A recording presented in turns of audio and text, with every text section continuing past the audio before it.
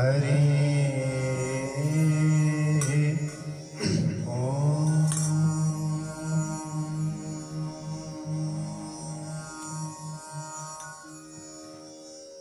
नमः परमहंसास्वादितचरणकमलचिन्मकरन्दाय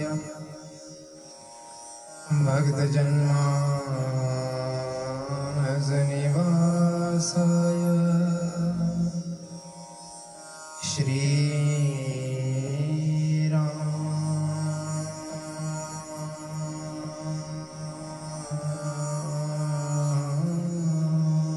चंद्राय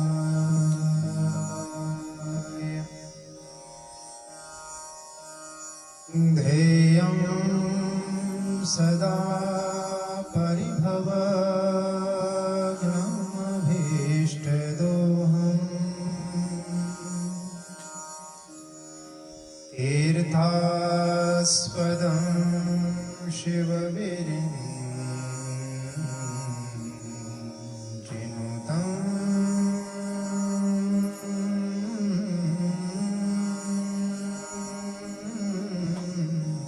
शरण्यं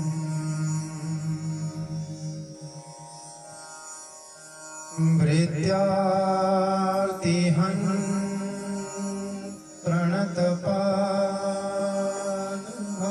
प्रणतपानुभवाब्धिपूतं वन्दे महापुरुषते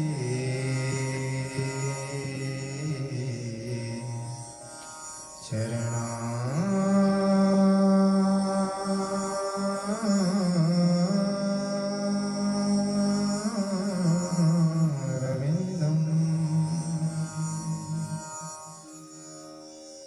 वंशी विभूषितकरानवनीरदाभा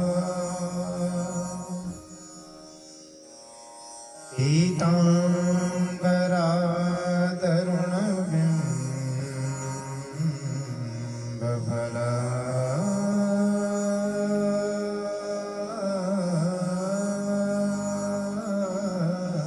धरोष्ठा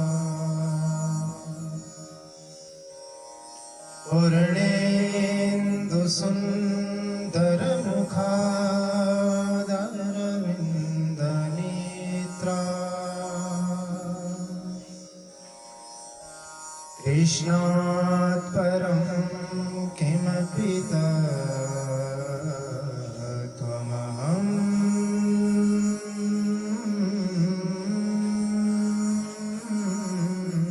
न जाने।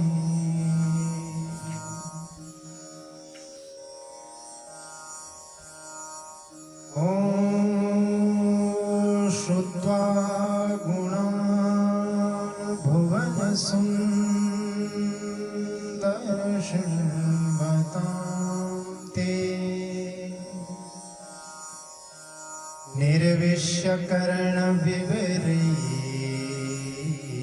निर्विश्यकर्णविवरैर्हरतो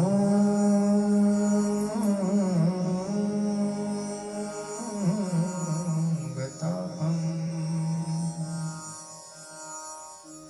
रूपं दृशां दृशिमतामखिलार्थलाभम् त्वय्यच्युता विशति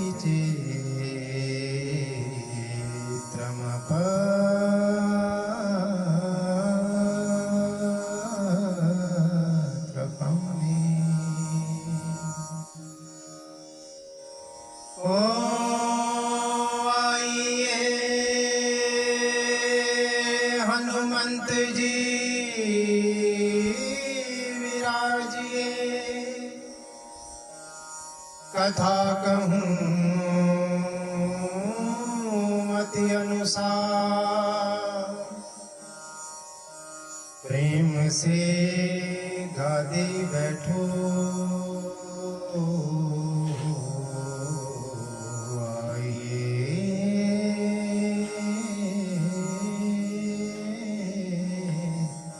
पवन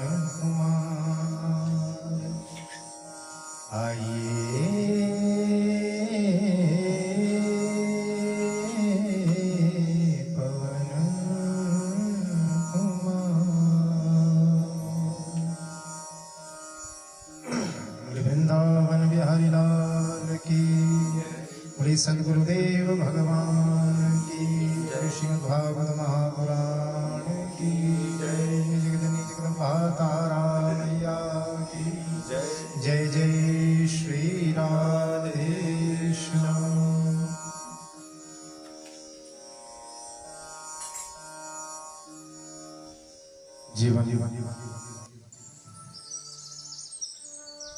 रससार सिंधु सरोवर सुमधुहोत पंकज कमला द्वितीय मूर्ति निखिल जगन्यंता शारंग पाणी पुण्य श्लोक शिखामणि अखंड जन्मे दृष्टि से युक्त शुद्ध सत्व में सर्वज्ञ परमात्मा स्वरूप निर्विकार आदि पुरुष षडेश्वर से संपन्न तीनों गुणों के अधिष्ठाता सुखदायक दया के समुद्र शरणागत वत्सल भक्त वत्सल भक्तवांछा पारिजात कल्पतरु नंदनंदन यशोदानंद वर्धन चित चोर माखन जोर कृष्ण कन्हैया श्री बाल कृष्ण लाल श्री बाल कृष्ण भगवान की और निवेद वेदांत विद्यानंद गंध श्री कृष्ण चरण मकरंद मिलिंद महानुभाव की वांगमय प्रतिमूर्ति श्रीमद् भागवत महापुराण प्रथम गुरु चरणों में वंदन, मां सरस्वती को वंदन, कुल देवता को वंदन, मंडल बाबा 33 कोटि देवी देवताओं के चरणों वंदन, ब्राह्मण वृंदों के चरणों में प्रेमास्पद प्रणति भाव के साथ यजमान परिवार के इस प्रांगण में स्वर्गीय भाव के साथ दिवंगत आत्मा की आत्मिक शांति हेतु भाव के साथ भागवत जी के मूल पाठ का आयोजन, साथ ही साथ हमारा मन भगवान के चरणों में लगे और ये भाव जगे की कथा भी चले साथ में, तो इस भाव के साथ कुछ क्षण के लिए भगवान की प्रवचन गंगा में भाव के साथ अवगाहन करते हुए आइए भाव के साथ कथा में प्रवेश करते हैं। आइए जो सुअवसर सुंदर समय मिला है इस समय का संपूर्ण लाभ उठाते हुए भाव के साथ कुल गोविंद भगवान की हरि अनंत हरि कथा अनंता। भगवान की कथाएं तो 7 दिन में भी पूरी नहीं होती। मैंने कल के दिवस में भी कहा था कुछ अंश हैं हम भागवत जी के उठाएंगे। के भगति करत बिनु जतन प्रयासा संस्कृति मूल अविद्यानासा भोजन करिय त्रिषिति हित लागे जिमिसो असन पचवे जठरागे अस हरि भगति सुगम सुखदाई को अस मूढ़ना जाय सुहाई। गोस्वामी तुलसीदास जी कह रहे भक्ति परक ग्रंथ है भागवत। यदि जीवन में भक्ति भगवान की करनी है तो वो भक्ति परक ग्रंथ है श्रीमद् भागवत। गोस्वामी तुलसीदास जी भी कह रहे हैं भाव के साथ कि भक्ति करत बिनु जतन प्रयासा और संस्कृति मूल अविद्या नासा। जैसे भोजन किया जाता है, क्यों करते हैं भोजन? बोलो भोजन हम क्यों करते हैं? भूख लगती है ना, तृप्ति के लिए भोजन करते हैं कि भूख शांत हो जाए। अच्छा वो हमने खा तो लिया, भोजन कर तो लिया, अब उसको पचाने के लिए हम क्या प्रयास भी करते हैं? शाम को 9 बजे खाना खाया, बर्तन साफ किए, उठे बिस्तर में लेट गए। क्या हम दौड़ भाग करते हैं उस भोजन को पचाने के लिए? कोई नहीं करता। वो बिना प्रयास के ही अपने आप ही जठराग्नि, पेट की जो अग्नि है ना, उस भोजन को पचा देती है, समाप्त कर देती है। वैसे ही गोस्वामी तुलसीदास जी कह रहे हैं कि भक्ति करत बिनु जतन प्रयासा। भक्ति करने से, वैसे ही भक्ति करने से जो संस्कृतियां हैं, संस्कृति क्या है? संस्कृतियां हैं जन्म मृत्यु रूप जो ये संसार है, जो यहाँ पर जिसने जन्म लिया है वो मरेगा भी अवश्य। और हमारे शास्त्र तो ये कहते हैं जो मर गया है वो भी जीव कहीं ना कहीं जन्म अवश्य लेता है, चाहे किसी भी योनि में क्यों ना ले। बोलो गोविंद भगवान की। संस्कृति कहते हैं जन्म रूप मृत्यु रूप जो कष्ट है, जन्म रूप भी कष्ट है हमारा। माता के गर्भ में पेट में हम लोग जीव न जाने कितने कष्ट भोगता है, पेट में प्रयास करता है, पेट में भगवान का भजन करता है, स्तुति करता है, भगवान एक बार इससे बाहर निकाल तो तेरा भजन करूंगा। और जैसे ही बाहर निकलता है 10, 11, 12, 15 साल का होता है, कौन सा भगवान, कहाँ का भगवान, किसका भगवान, किसने देखा है भगवान, ऐसे ऐसे प्रश्न करते हैं। लेकिन भक्ति करने से क्या होता है, ये जन्म रूपी और मृत्यु रूपी जो संस्कृति है, इसका भी क्या, इसकी जो जड़ अविद्या है वो बिना यत्न के ही, बिना प्रयत्न के ही समाप्त हो जाया करती है। बोलो गोविंद भगवान की। गोस्वामी जी कहते हैं कि इस प्रकार के अस हरि भगति सुगम सुखदाई, ये भगवान की जो हरि की जो भक्ति है इतनी जो सुखदाई है, इतनी जो सरल है, सुगम है। सुगम किसको बोलते हैं? एक रास्ता होता है वो चलने में बड़ा कठिन होता है। यहां से नाले को उतरना हो तो कठिन रास्ता, अब तो रास्तों से कोई चलता नहीं। हम लोग क्या करते हैं कि कोई बात नहीं, रास्ते से कौन चलेगा, चाहे घूम के जाना पड़े, सड़क से ही चलते हैं। लेकिन चलने में वो क्या है, सुगम, सुगम, गमने योग्य, चलने योग्य, जो अच्छा है, सुंदर है, ऐसा रास्ता। अर्थात जिस पथ पर चलना, उस पथ पर चलना जो चलने के लिए सुगम हो, सरल हो, वो सरल मार्ग है भक्ति का मार्ग। बोल गोविंद भगवान की। वो मार्ग है भक्ति का मार्ग, वो मार्ग है गोविंद के चरणों का मार्ग। गोस्वामी जी कहते हैं के को असमूढ़ ना जाई सुहाई, वो मूढ़ है महाराज, वो मूर्ख है जिसे ये मार्ग अच्छा नहीं लगता। अर्थात कौन ऐसा है जो भगवान के इस मार्ग पर चलना नहीं चाहता। बोलो गोविंद भगवान की। सभी चलना चाहते हैं, ये सबसे अच्छा प्रयास है। और बंधुओं, पद्म पुराण का उत्तरखंड तो बड़े भाव के साथ श्लोक कहता है, प्यारा भाव के भक्त्या वा स्नेह भावेन द्वेष भावेन वा पुनः के विस्वामित्य भावेन बुद्ध्या वा बुद्धिपूर्वकम् येन केनापि भावेन। Power on. AUX mode.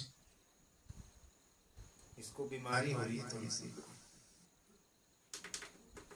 Your Bluetooth device is ready to pair. Connected to Ant Audio.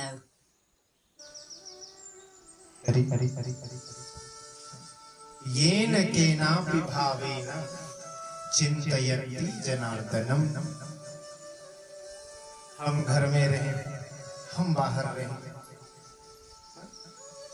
हम बहुत भारी जॉब करते हैं महाराज, हमारी तो नौकरी है महाराज, भजन करने का टाइम ही नहीं लगता। सुबह 7 बजे चले जाना है, 6 बजे चले जाना है पंडित जी, शाम को 10 बजे आना है, भजन करने का टाइम नहीं लगता महाराज। ये सब बहाने। येन केनापि भावेन। Battery is low. Kindly recharge. ये भी बैठ गया बेचारा। ये भी कह रहा है कि पंडित जी आप बहुत लंबी लंबी फेंक रहे हैं। हाँ?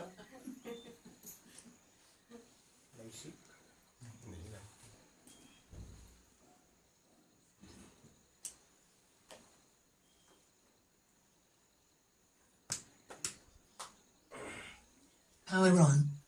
AUX mode.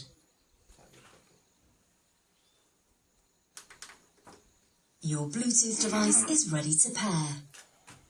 दीपक जी हमारे को गुस्से से Connected to Ant Audio. Deepak ji सोच रहे हैं कि कौन सी बीमारी पाली। येन केनापि भावेन। हम चलते हैं, उठते हैं, बैठते हैं, सोते हैं, सोने से पहले, जागने के बाद हमारा मन भगवान के चरणों में ही रहे, ऐसा हमारा भाव हो। और ये भाव भागवत सिखाता है, भगवान की कथाएं सिखाती हैं ये भाव।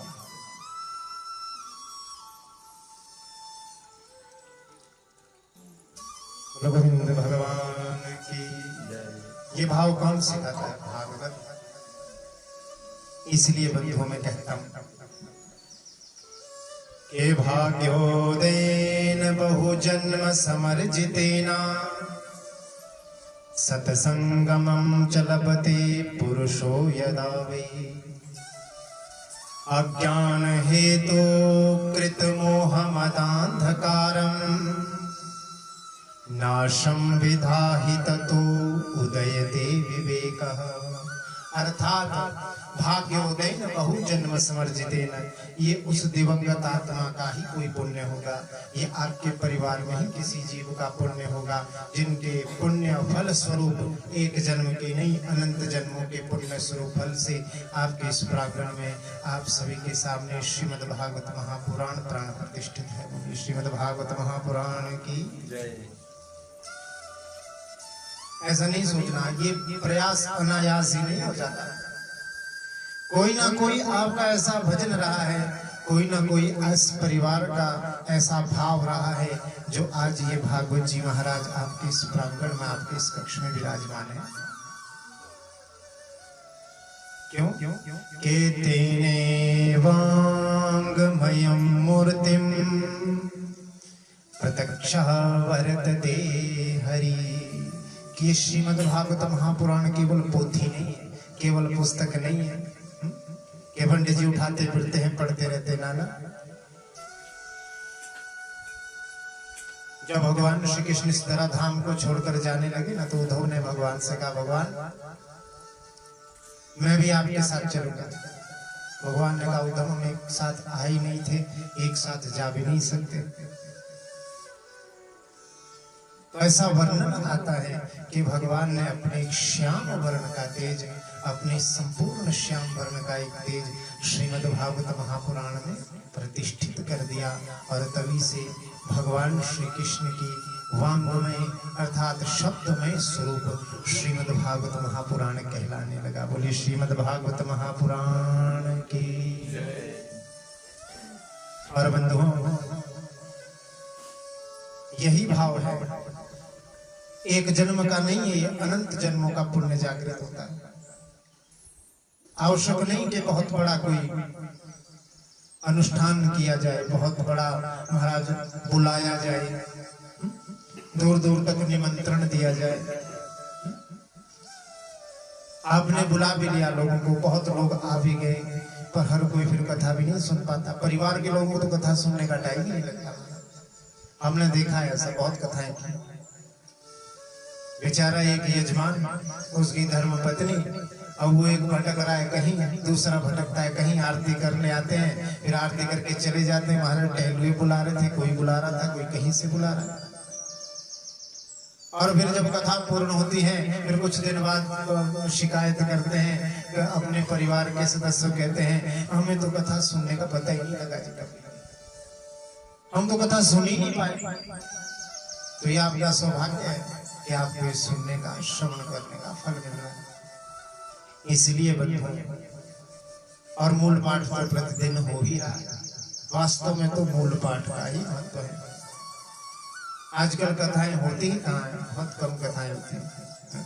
आजकल तो संकीर्तन ज्यादा होता है। बाहर बड़े बड़े बोर्ड लगे होते हैं, श्रीमद् भागवत महापुराण, अंदर भागवत के सिवा सब कुछ होता है। परम सौभाग्य यजमान परिवार का। के भाग्योदयेन बहु जन्म समर्जितेना सतसंगमं च लभते पुरुषो यदा वै अज्ञान हेतु कृत मोहमदान्धकारम् नाशं विदाहि ततो उदयते विवेक। और भागवत की कथा सुनने से अज्ञान का नाश होकर विवेक हृदय में पैदा होता है। गोस्वामी तुलसीदास जी कहते हैं क्या, के होई विवेक मोह भ्रम भागा, होई विवेक मोह भ्रम भागा, तब रघुनाथ चरण अनुरागा, तब रघुनाथ चरण अनुरागा, सखा परम परमारथ एहु, सखा परम परमारथ एहु, मन क्रम वचन राम पद नेहु, मन क्रम वचन राम पद नेहु, श्री राम जय जय राम। इतना सा कमरा, आपकी आवाज तो ऐसी होनी चाहिए, इससे ज्यादा जय जय राम, श्री राम जय राम, जय जय राम, श्री राम जय राम, जय जय राम, श्री राम जय राम, जय जय राम, श्री राम जय राम, जय जय राम।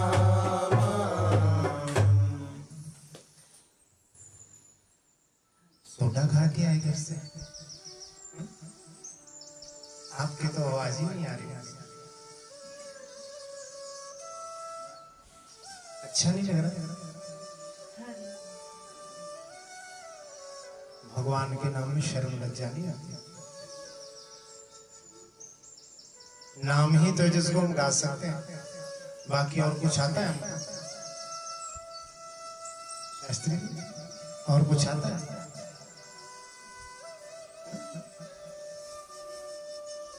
और कोई मंत्र नहीं, कोई तंत्र नहीं, कोई यंत्र नहीं, हाँ? एक नाम ही तो है जिसको बिल्कुल बेफिक्री से कह सकते हैं, गा सकते हैं, बोल सकते हैं। टांगों में दर्द होती, उठते हुए क्या निकलता है? राम। नीचे बैठते हुए क्या निकलता है? राम। हाय राम, हाय देवा, मेरे तो बैठ दो।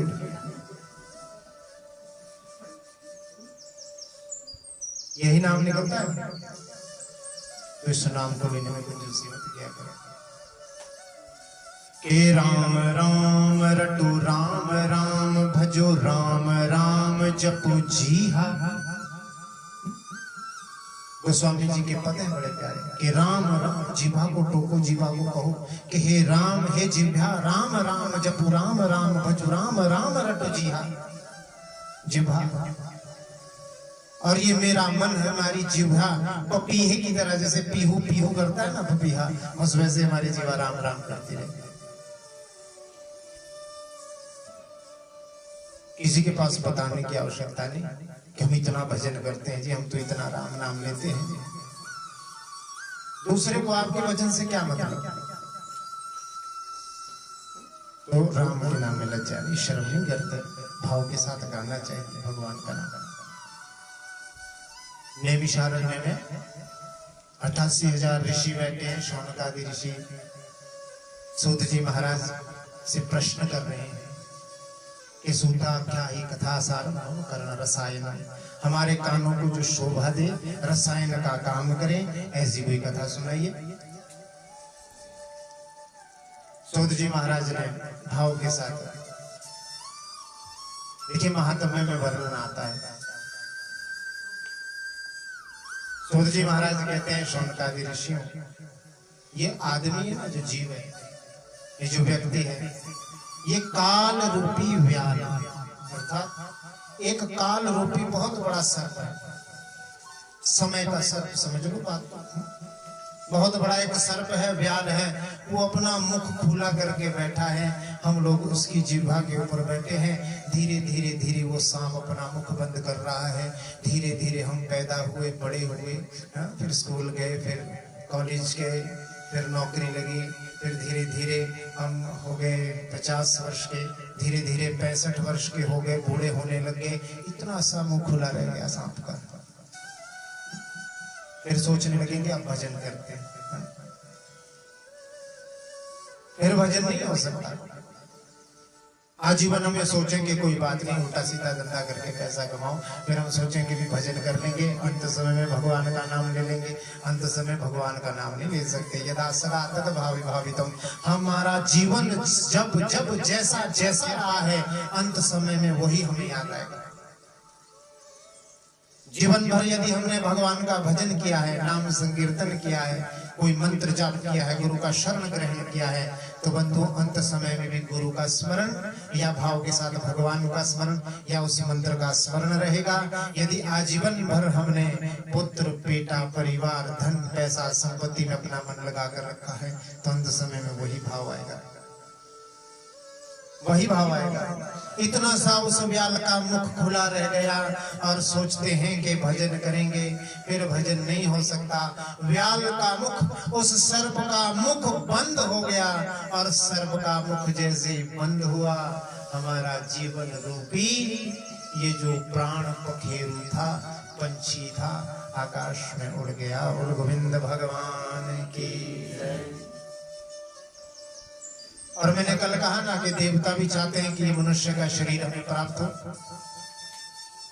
ऐसे ही नारद जी ने एक बार सोचा कि वैकुंठ में तो भगवान की कथा नहीं होती, वहां तो वेद भगवान का भजन करते हैं, वहां तो वेद भगवान अपनी ऋचाओं से भगवान का स्तवन करते हैं। नारद जी ने सोचा कि क्यों ना मैं धरती पर घूमने जाऊं, यहाँ पर सत्संगम समायाता तत्र नारदम। नारद जी ने सोचा कि सत्संग के लिए धरती से अच्छा कोई स्थान है नहीं, इसलिए नारद जी महाराज भी मन में चिंतन करते हुए धरती पर आए। और जैसे ही धरती पर आए, धरती पर आकर मन में विचार करने लगे नारद जी, मन में ये सोचने लगे कि कोई बात नहीं, मैं घूमकर देखता हूँ। पुष्कर में गए, प्रयाग में गए, नाना प्रकार के हरिद्वार तीर्थों में गए, लेकिन मन को शांति जब नारद जी को नहीं मिली, अंत में वृंदावन पहुंच गए। भक्ति महारानी ज्ञान वैराग्य के साथ अपने बूढ़े बच्चों के साथ रो रही है, वृद्ध बालकों के साथ। युवा अवस्था की भक्ति महारानी का कष्ट दूर करने के लिए नारद जी महाराज घूमते घूमते बद्रिका आश्रम पहुंचे। बद्रिका आश्रम में सनक, सनंदन, सनातन और सनत कुमार 4 ऋषि दिखाई दिए। और 4 ऋषियों से आज नारद जी ने पूछा, क्या सारी बता के सुनाई, सारी बता के सुनाई। नारद जी ने कहा, हे भैया, हे सनकादि ऋषियों, मैं भक्ति महारानी का कष्ट दूर करने के लिए उनके 2 पुत्र ज्ञान और वैराग्य को, उनका जीर्ण अवस्था, उनका बुढ़ापा दूर करने का प्रयास कर रहा था। लेकिन गीता पाठेर मुहुर्मुहुः, मैंने वेदों का गान किया, शास्त्रों का गान किया, गीता का पाठ किया, लेकिन फिर भी मैं उनकी जीर्ण अवस्था, उनकी वृद्धावस्था को दूर नहीं कर सका। कोई उपाय बताइए। तो सनकादि ऋषियों ने कहा कि हे नारद जी, उन ज्ञान वैराग्य का बुढ़ापा दूर करने के लिए, उन्हें आरोग्यता प्रदान करने